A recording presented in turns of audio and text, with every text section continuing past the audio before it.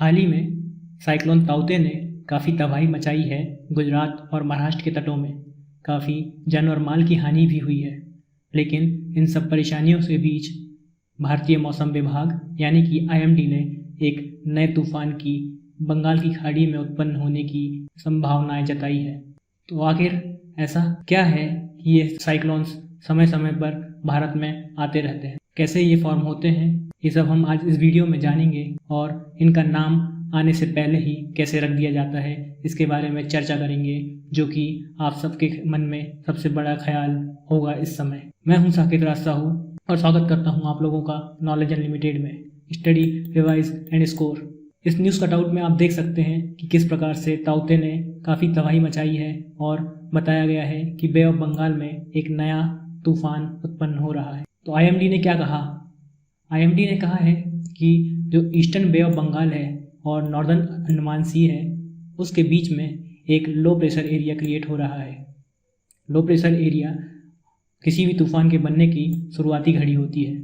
और उन्होंने यह भी कहा कि इसकी संभावनाएं हैं कि 22 मई को बनकर 72 घंटों के अंदर यानी 26 मई को इंटेंसिफाई होकर यानी ताकतवर होकर एक बड़ा रूप ले सकता है और उड़ीसा और बंगाल के कोस्ट से टकरा सकता है। इसका नाम यास दिया गया है। इस मैप में आप देख सकते हैं कि बे ऑफ बंगाल और अंडमान सी, तो ईस्टर्न बे ऑफ बंगाल यानी इस एरिया और नॉर्दर्न अंडमान सी यानी कि इस एरिया के बीच में कहीं एक लो प्रेशर एरिया क्रिएट हो रहा है, जो कि इंटेंसिफाई होकर एक बड़ा विकराल रूप ले सकता है और मूव करते हुए ओडिशा की या बंगाल की कोस्ट में टकरा सकता है। यास साइक्लोन क्या है उसके बारे में जान लेते हैं। यास नाम है जो ओमान के द्वारा दिया गया है और यह शब्द पर्शियन लैंग्वेज से ओरिजिन इसकी होती है, जिसका मतलब है जास्मिन। हम चर्चा करेंगे कि आखिर ये नाम कैसे दिए जाते हैं। उससे पहले हम चर्चा कर लेते हैं कि आखिर ये साइक्लोन्स फॉर्म कैसे होते हैं। तो एक साइक्लोन की लाइफ साइकिल लगभग 9 डेज़ की होती है, जिसमें 4 स्टेजेस शामिल हैं, जो कि हैं formative, immature, mature and decay. तो फॉर्मेटिव स्टेज सबसे पहली स्टेज होती है, जिसमें कि एक साइक्लोन डेवलप होना शुरू होता है, जो कि जैसा कि मैंने आपको शुरू में बताया था, लो प्रेशर एरिया क्रिएट होता है और वहाँ पर आसपास की सारी हवाएं आनी शुरू हो जाती हैं। सेकेंड स्टेज शुरू होती है जिसे कहते हैं इमेच्योर स्टेज, जिसमें काफ़ी स्ट्रॉन्ग बाइंड्स चलना शुरू हो जाती हैं, काफ़ी पावरफुल हवाएं वहाँ पर चलना शुरू हो जाती हैं और इसी स्टेज में आमतौर पर साइक्लोन का नाम दे दिया जाता है। मतलब कि जो यास साइक्लोन है सेकेंड स्टेज तक पहुँच चुका है अभी। इसके बाद आती है थर्ड स्टेज, जो कि है मैच्योर स्टेज।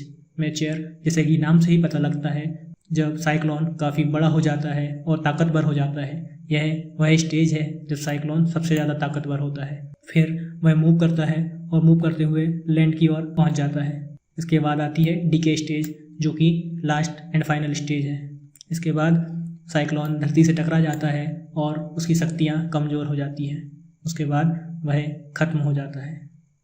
इस डायग्राम में आप ध्यान से देख सकते हैं कि प्रोसेस स्टार्ट होती है जब ओशियन टेम्परेचर यानी जो समुद्री पानी का टेम्परेचर है वह 26 डिग्री सेल्सियस से ऊपर पहुंच जाता है।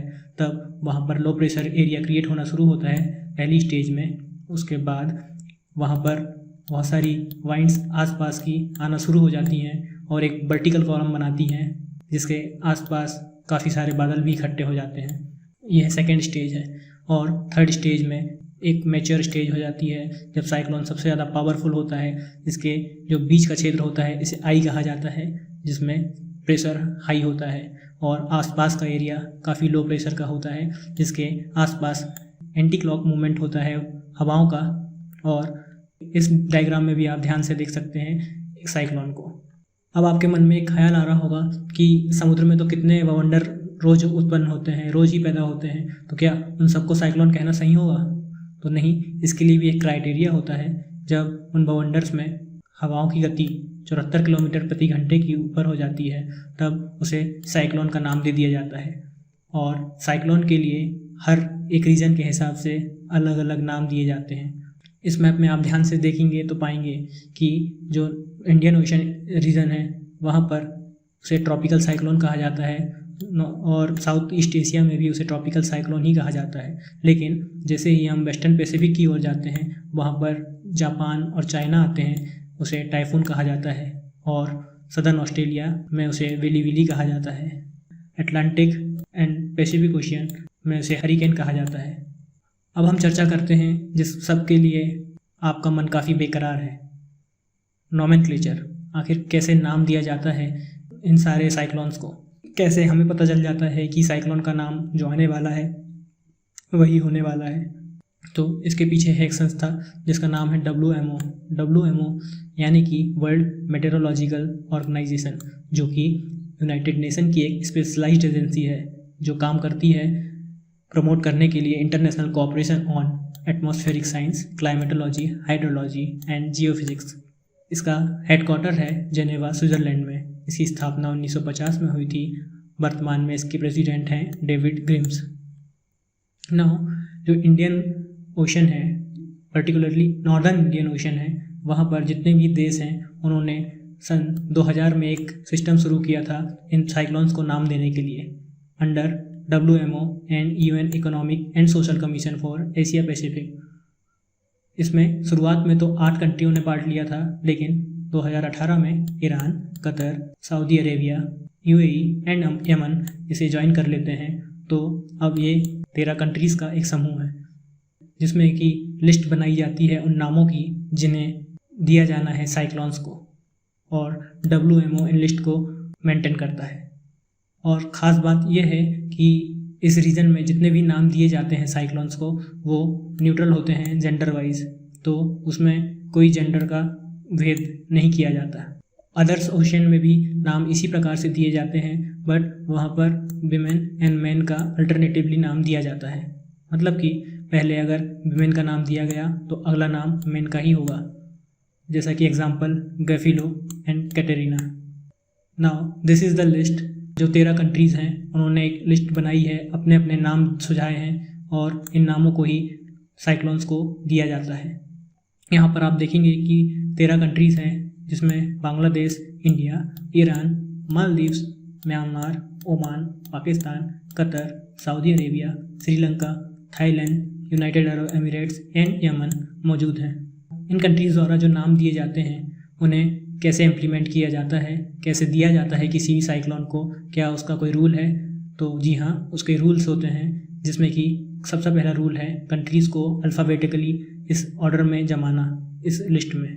मतलब कि जिस प्रकार से हमारे स्कूल के अटेंडेंस में हमारा नाम लिखा जाता था, वैसे ही यहाँ पर कंट्रीज़ के नाम लिखे जाएंगे, जैसे कि BIMOPQST इस अल्फ़ाबेटिकली इन्हें जमाया जाएगा। उसके बाद उनके दिए हुए नामों को उनके कॉलम वाइज लिखा जाएगा, जिसमें 13 कॉलम इस प्रकार से बनाए गए हैं, जैसे कॉलम 1, कॉलम 2, इस प्रकार से 13 कॉलम्स यहाँ पर मौजूद हैं और हर उनके नाम लिस्ट वाइज लिए जाते हैं। जैसे कि बांग्लादेश ने निसर्ग नाम दिया था, जो कि अरब सागर में पिछली साल एक बहुत बड़ा साइक्लोन आया था।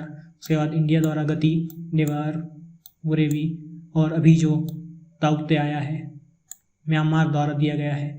इस प्रकार से इनके नाम अल्फ़ाबेटिकली लिस्ट में जो नाम है उसके हिसाब से नीचे जाते जाते हैं, और अभी जो आने वाला है उसका नाम यास ही होगा। इससे आपको पता लग गया होगा कि कैसे हम जान पाते हैं कि आने वाले तूफ़ान का नाम होने क्या वाला है। अब आप भी बता सकते हैं कि इसके बाद जो तूफ़ान आएगा उसका नाम क्या होगा। जी हाँ, गुलाब, जो कि हमारे ख़ास पाकिस्तान द्वारा दिया गया है। इसके बाद Shaheen, Javad and so on. तो अब आप जान गए होंगे कि कैसे तूफ़ान के आने से पहले ही उसका नाम पता लगा लिया जाता है। जब ये पूरे 13 के 13 नाम ले लिए जाएंगे, फिर हम सेकंड कॉलम में पहुंचेंगे, फिर ये 13 पूरे कंप्लीट कर लिए जाएंगे। इसी प्रकार से जब सारी की सारे 13 कॉलम्स कंप्लीट हो जाएंगे, तब हम फिर नई लिस्ट बनाई जाएगी। उसमें जो नाम पहले दे दिया गया है वो दोबारा रिपीट नहीं होना चाहिए। मतलब कि एक तूफ़ान का नाम सिर्फ एक ही बार दिया जा सकता है। और एक रूल ये भी होता है कि जो तूफ़ान अगर हमारे इंडियन ओशन रीजन में ओरिजिनेट ना होता हो, जो कि साउथ चाइना सी से आया हो थाईलैंड को पार करते हुए, उसे बे ऑफ बंगाल में क्या नाम दिया जाएगा? तो उसे उसका नाम वही रहेगा जो कि साउथ चाइना सी में उन रीजन्स ने अपने मत के अनुसार दिया होगा। अब आपके मन में एक ख्याल आ रहा होगा कि जो लिस्ट है वो तो ठीक है, बट उसमें जो 13 कंट्रीज़ हैं वो उसे कैसे मैनेज करेगी? कोई ना कोई तो एक संस्था होगी जो उस लिस्ट को संभालती होगी और समय समय पर जो साइक्लोन्स हैं उन्हें ट्रैक करके उसका नाम देती होगी।